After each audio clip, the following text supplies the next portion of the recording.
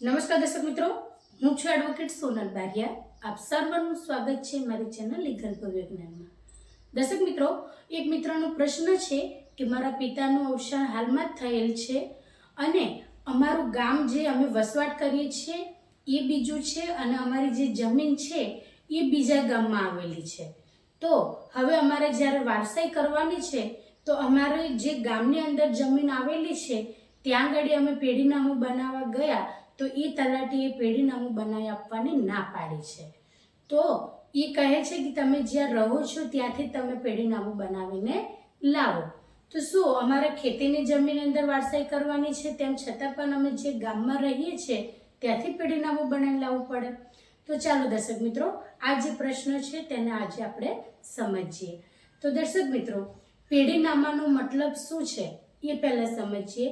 તો પેઢીનામું એટલે જે વ્યક્તિ જે છે કે જેની મિલકત છે એ મિલકત એના વારસદારોને મળે, પરંતુ એના વારસદારો કોણ કોણ છે એને કેવી રીતે સાબિત કરવા, તો એને આપણે કહીએ છીએ કે પેઢીનામું. પેઢીનામું એટલે કોણ વ્યક્તિ, જે મૂળ વ્યક્તિ અવસાન પામેલ છે એ વ્યક્તિના કેટલા વારસદારો બીજા છે, એટલે કે એમના પત્ની, એમના સંતાનો, એ એમનું જે આપણે કહી શકીએ કે આખું એક લિસ્ટ બને કે જે વ્યક્તિ છે એના કેટલા વારસદારો છે, એને આપણે પેઢીનામું આપણે કહી શકીએ. તો પેઢીનામું બનાવવાનું કારણ શું છે? તો પેઢીનામાના આધારે એ વ્યક્તિના કેટલા લીગલી વારસદારો છે એ જાણવા મળે છે અને એ જાણકારી કોને મળે છે અને કેવી રીતે મળે છે? તો એ જે જાણકારી છે એ જે વ્યક્તિ વર્ષોથી જે જગ્યાએ રહ્યા હોય અને જ્યાં આગળ અવસાન પામ્યા હોય ત્યાં આગળથી એમના જે કહી શકીએ કે વર્ષોથી જ્યાં રહેતા હોય ત્યાં આગળ જે ગામ હોય ગામના લોકોને પણ ખબર હોય કે આ વ્યક્તિના કેટલા વારસદારો છે. એટલે એ હિસાબે જે બીજા ગામમાં તમારી જમીન છે એ જમીન ભલે તમારા બીજા ગામમાં છે, પરંતુ ત્યાંના તલાટી માત્ર તમારો જે જમીનનો રેકોર્ડ હોય એની માહિતી ધરાવતા હોય. તમારા પિતાજીને કેટલા સંતાનો છે અને એની આગળ તમારા જે પણ ભાઈ બહેનો કેટલા છે એ અંગેની માહિતી બીજા ગામના તલાટી સાહેબશ્રીને ન હોય. એટલા માટે તલાટી સાહેબશ્રીએ એવું કહ્યું તમને કે તમે જે જગ્યાએ રહો છો એ ગામના તલાટીશ્રી પાસેથી તમે તમારું પેઢીનામું બનાવી લાવો.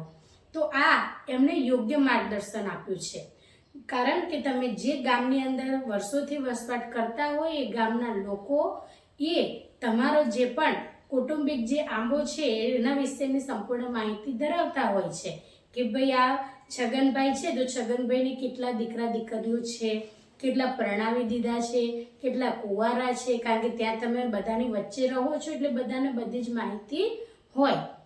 એટલે એ માહિતીના આધારે એ ગામના તલાટી સાહેબ શ્રી છે એમને પણ બધી માહિતી રહે છે કે જે છગનભાઈ છે એમને કેટલા દીકરા દીકરીઓ છે.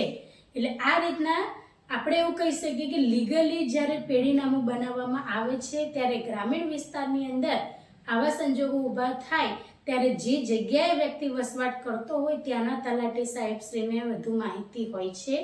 એટલા માટે ત્યાંથી પેઢીનામું બનાવી લાવવાની સૂચના આપવામાં આવે છે. એટલે તમે જે વર્ષોથી રહેતા હોય એ ગામના તલાટી સાહેબશ્રી તમને જ્યારે તમારું પેઢીનામું બનાવી આપે તેવા સંજોગો દરમિયાન એ પેઢીનામાના આધારે તમારી આગળ વારસાઈની પ્રક્રિયા થતી હોય છે.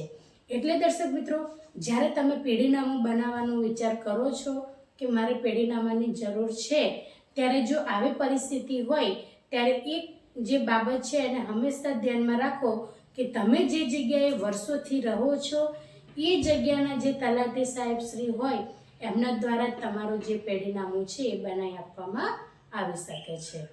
તો દર્શક મિત્રો, આ રીતના ઇન્ફોર્મેટિવ વિડીયો હું મારા ચેનલના માધ્યમથી તમારી સમક્ષ રજૂ કરતી રહું છું. અને જો તમને વિડીયો સારો લાગ્યો હોય તો તેને લાઈક કરજો, શેર કરજો અને ચેનલને સબસ્ક્રાઈબ કરજો. જય હિન્દ.